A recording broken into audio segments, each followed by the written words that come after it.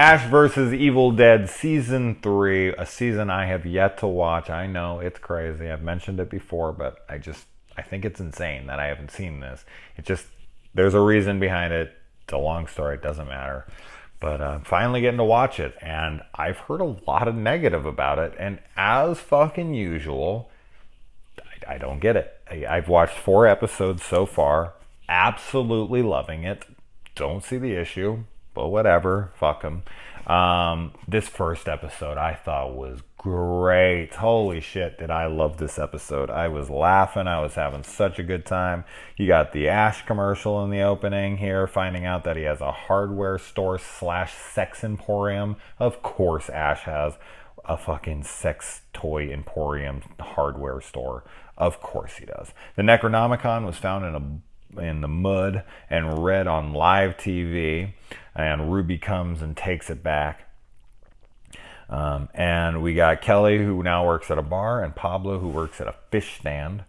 And one thing I've really noticed about this season and this episode in particular, but throughout this whole season, now 4 episodes in, is that they do a lot of real horror in this. This feels very horror. Like, there's this sequence with who becomes, and we come to find out that it's Ash's daughter and she's with her friend.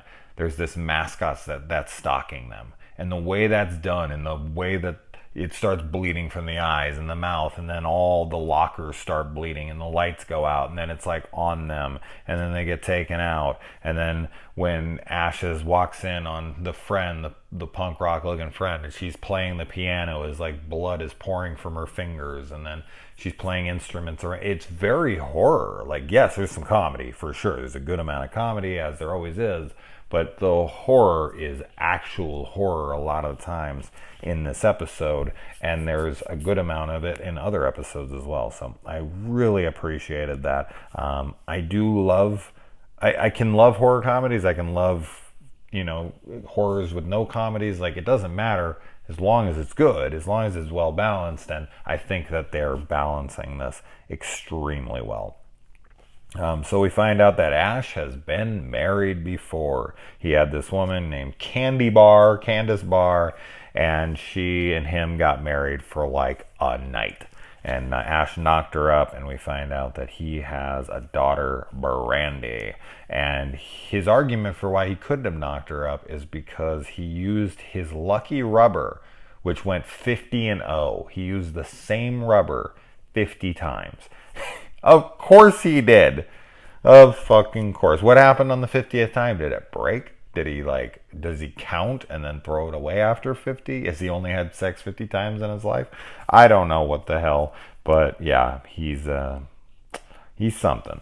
We got Ruby's got the Necronomicon here, and she gets blood on Ash's picture, the chosen one, the whatever the hell he is in the book, the prophesized one, and she like smears it around and eats his image off of by consuming the blood and the ink blood of his, and that puts a progeny inside of her that is Ash's. So he has another kid. So he has a lot of kids that are coming in this episode. And so she becomes a Pereggers.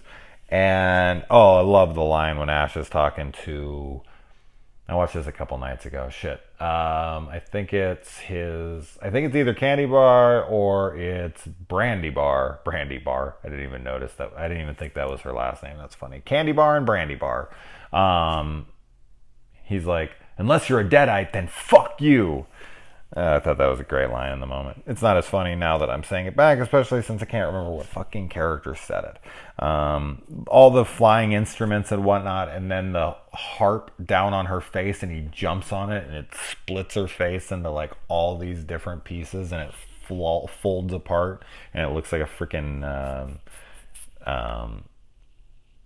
accordion. There you go. I have one right there, actually. It's funnily enough. I had to look over at it to remember what the hell it's called. I was given one by my grandfather when I went to his house, and I was around a whole bunch of family members, and they were all laughing because he brought it out as a big joke. And he was like, oh, your great uncle or whatever died, and this was his. Do you want it here? Like, I'm giving it to you. And everyone in there was laughing. He was laughing. Like, haha, I'm giving you this stupid instrument. And I took it and I grabbed it and I was like, okay. And I took it and in my head, I was like, I bet this shit's worth a lot of money. And I went and I looked up this particular model used and everything. It's $1,000 fucking dollars. So, ha ha ha ha, ha ha, everybody. Joke's on you. I'm going to fucking sell that thing. And, yeah. Probably get like 500 or 600 bucks out of it. So, yeah, real fucking funny. But anyway, I sound like I'm really like hurt by that or something. I'm not. I just thought that was funny. I thought I would share with you that I was the wiser in that moment. And I'm going to show those meanies. And then I like, the instruments are all playing themselves. I liked all that whole sequence with the friend and the instruments and whatnot. The mom being decapitated by the cymbal and her head falling off. Great stuff. Then the mascot actually turns into an actual tiger. The practicals and the blending of probably some CGI enhancements and whatnot look really good. Kelly comes to save the day with some Knights of Sumaria there, and we get to find out, oh, Kelly, you gorgeous, gorgeous lady.